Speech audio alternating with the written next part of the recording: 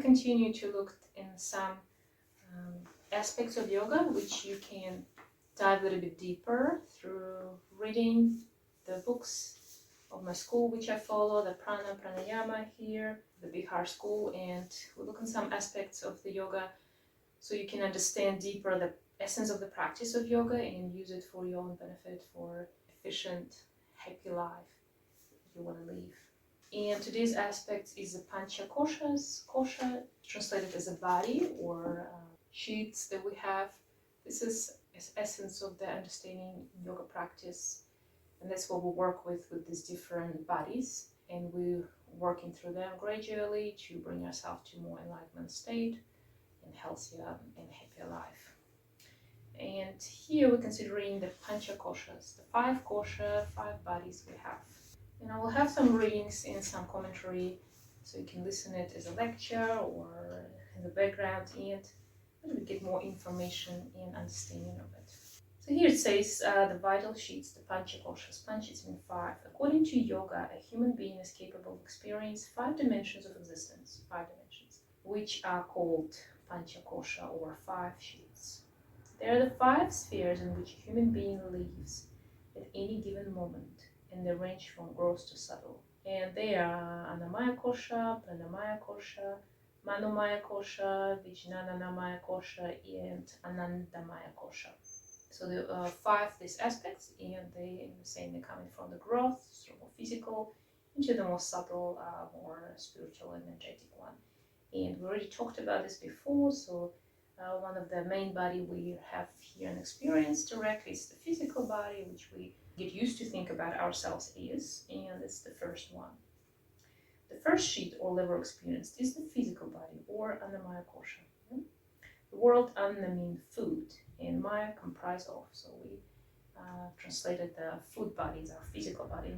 It's, as we all say, you are what you eat. We know that. It's a gross level of existence, and it's referred to as the food sheath due to its dependence on food, water, and air. So it's kind of more physical representation of ourselves in this dimension, in this world. This sheet is also dependent on prana. While it's possible to live without food for up to 6 weeks, without the water for up to 6 days, and the air for 6 minutes, life ceases immediately the moment prana is withdrawn from us. So as you heard about many cases when people have some kind of deep sleeps, or they don't eat for a long time, or they even some yogis in deep meditation, and they don't eat, don't drink, or even don't breathe for like long time, not just for 6 minutes as they say here, but because they're very experienced, so they are using other bodies to sustain the being. But the moment you lost prana, that's when no prana, there's no life in that body. Physical body is the one which you directly affect, and we do a lot of practice in yoga. We directly do asanas, so directly imply energy through tightening some muscles or releasing the muscles, taking positions, and by cleaning the body, putting oils, by taking food, not taking food, breathing out. So directly affecting this body, massaging it. So this is all about the physical body. And as I said already, the energy body, the next body will depends and influence your physical body. So the kind of most gross will depend more on more subtle bodies ones. But in the same time, applying some kind of pressure, or just taking asana, for example, we can affect other bodies through the physical body. So you can use it both ways, yeah, in both directions. And second sheet is the Pranamaya kosha. And we talked about this a little bit because we talk about prana, the energy field of the individual, of the person. The level of experience here is more subtle than the physical body, which is pervades and supports. And that's what I just said. This sheet is supported in turn by the subtle koshas. So over the Pranamaya kosha, there's the next, the Manomaya kosha, and then it will be the one that directly affect the Pranamaya kosha. Together, the physical and pranic bodies constitute the basic human structure, which is referred as Atmapuri, city of soul. They form the vessel for the experience of the higher bodies. So because we in this world, in this we tend to think about this like a 3-dimensional with a 4-dimension at a time world, physical, we have walls, we have laws which apply to us, and we have these particular bodies here, and here it says that These ones, in combined with Prana body, Pranamaya body, will give us this the main physical through main essence through which we experience this world. Yeah, and usually that whatever is beyond, it's still affected here. It's still here, but it's on different levels, and we're not every day kind of consciously aware of it. And some people through the life they're not aware of it. They're not even aware of the Prana body, which is a little bit scary, yeah, because Prana body is the main essence of your being. Yeah? The Pranamaya kosha is the basics for the practices of Pranamaya and Pranavitya. It also described as the pranic, astral, or etheric, or etheric counterpart of the physical body. So whatever people talk about, astral body or aura, you know, like we have these colors of the aura, in the old scriptures of saints, for example, I don't know, like Jesus or his apostles, they were drawing these things around the body, so that they were drawing the astral body or the aura or the actually Pranamaya kosha. So now when you go to church, you can differently see what they depicted there. It has almost the same shape and dimensions as the flesh and blood, so my physical body, although it's capable of expansion and contraction. And in Taittiriya Upanishad, translated here, that verily besides this physical body, which is made of the essence of the Buddha, there is another inner self comprised of vital energy by which this physical self is filled. Just as the fleshy body is in the form of a person, accordingly, these vital selves in the shape of a person. Let's just say that this is two essence of the one.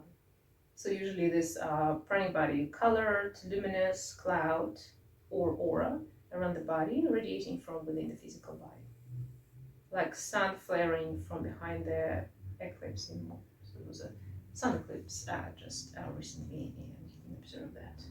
Even though the sun itself is just this molten material, yeah, hydrogen, nitrogen, we can see it in a red circle, sphere, but around it there's a lot of all sorts of energy, and we call it the sun wind, sun energy. It's affecting us, radiation, affecting our headache, affecting our processes on our planets, even though we're so far from the sun.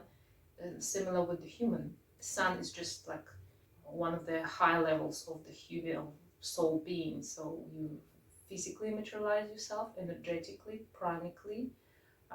There's also other more subtle aspects of the sun which we're not aware of, but it's still affecting us. Yeah? And actually, people, it says here, the Kirlian high voltage photography can show the prana, and there's a lot of experience done when people photograph the hand, for example, and you can see this aura around the arm. Photographed the leaf, for example, of the tree, same. So everything that life being in this world, it's have the same life force, the prana, and we can see it. It's kind of like an energy field, and even amputated limb can be felt for quite some time after, because you still have this remnants of the energy field, yeah? And that's what I told you in one of the first lectures.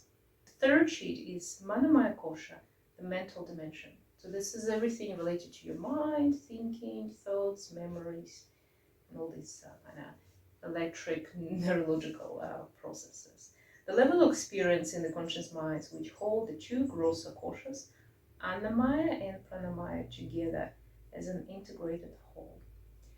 It is the bridge between the outer and the inner worlds, conveying the experiences and sensations of the external world to the intuitive body, and the influences of the causal and intuitive bodies to the growth bodies. So you see the Manomaya is like this conveyor, it processes everything and transforms this physical or sensational or energetic information into more subtle, and vice versa.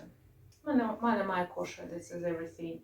It's kind of more around your chitta kasha, the mind, thinking process. However, it's not just around the head and brain. We have it also in the body, in the spinal as well. It doesn't have such specific borders as well in the body. The fourth sheet is Vijnanamaya kosha, the psychic level of experience which relates to the subconscious and unconscious mind. So this is all those which will work when we do yoga nidra, deep relaxations. We're releasing this all the impressions that have been stored in this life or not even this life. everything that we're not aware but being recorded by us. And because it's it's hard to check that it's true. It's so not direct, straightforward, like physical body or even prana body. Many people on that point, people discard yoga or all this knowledge as the truth. They start saying, this is all kind of imaginary things, voodoo science and so on, spiritual things which not exist. However, every child on this planet who born, he already have this loads of stored impressions, fears that imprinted in him. It's not just genetics. It's not, we cannot discard everything that happened with the soul to genetics. Memories. Some children remember other languages or previous lives. Some people have intuition, premonition about something that's going to happen or already happened. Some people have unexplained fears of anything, dog or flies, for example. And through yoga, we can directly release it and understand where it's come from. So it's again this realm. If you don't believe in the gravity, as I always say, it's not apply to you. You cannot go and jump from the cliff thinking, I don't believe in gravity, so it's not going to apply for me this time. No, it does apply to you no matter where you are and what you believe in. Yeah. So this sphere pervades Manomaya kosha, but it's subtle than it. So it's another level that's on top of it. Vijnanamaya kosha is the link between the individual and universal mind. So we're already getting into this more deeper connection to this universal mind, to the you can call it God or universal existence. Inner knowledge comes to the conscious mind from this level. When this sheath is awakened, one begins to experience life as intuitive level, to see the underlying reality behind our appearances. This leads to wisdom. So that's the one, the body which you become very tuned, what will happen. Many people, without knowing that it's happening with them, start experiencing, you might experience all this awakening of this body through your birth. You don't have to practice yoga to do it. And some people have to practice yoga for many, many years before they get to this level. We're all different. But in the same time, sometimes people think that it's something wrong with them. They might, some mental disease can develop because they don't understand. They start having fears. They think it's all some kind of premonition or they're going crazy. And they just need to find a good teacher, guru, who can explain what is what, where it's come from, and how to deal with it, how to understand it, control it, maybe use it for your own benefit, or don't, So there's many aspects of that. The fifth sheath is Anandamaya kosha. And Ananda, it's this higher self, the level of bliss, and this is causal or transcendental body. And it's the most subtle prana.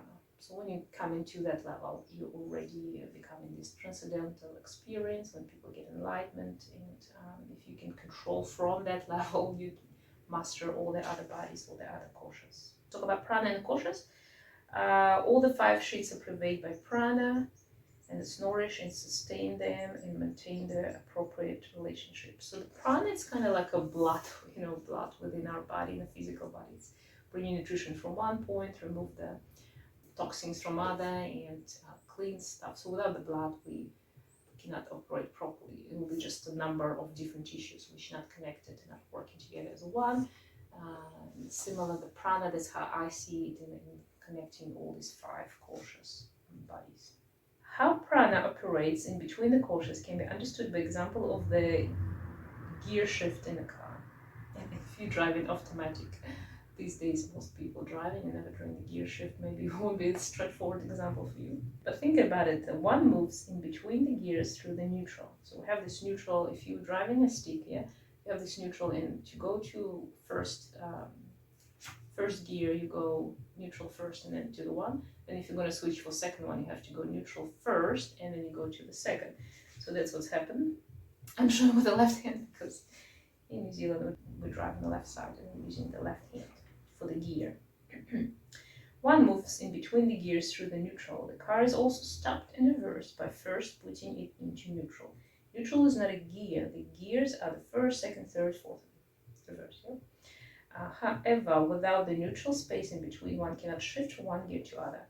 The same principle applies to the koshas. The Pranamaya kosha is the neutral space, allowing one to move from Annamaya kosha to Manomaya kosha, from Manomaya to Vijnanamaya kosha, and so on. One must use the faculty of Prana Shakti in order to move from any one state to another. Therefore, the dimension of energy is like the neutral space in the gearbox. Activation with activation of Prana 1 gains access to the physical, mental, psychic, and spiritual dimension. So the Prana, control of the Prana, and that's why we spend so much time in yoga working on the Prana, and we always use it in all other deeper practices. We start with Prana. And it's the great advice for you if you don't even practice yoga, don't even understand what I'm talking about, you want to do something and you have panic attack, or opposite, you feel too excited or too sad, or overwhelmed with thoughts, or opposite, too depressed. We always suggest, and even people in psychiatry knowledge suggest you to bring your awareness to the breath. So start first watching your breath, and then a little bit change it, control it, and then you can release this whatever blockage you have right now. It could be spiritual, mental, physical. Yeah. Same when you're exercising, we're using the breath to go deeper into the asanas, to release the muscles, to slow down, to control. If you, for example, competing, in any sports, without proper breath work and understanding how your breath helps you in particular culminative situation, when you could be just because of stress or something, you can lose the breath and everything can go wrong. If you master your breathing outside of the practice, when you're in a practice, it will come to you naturally and you will more efficient.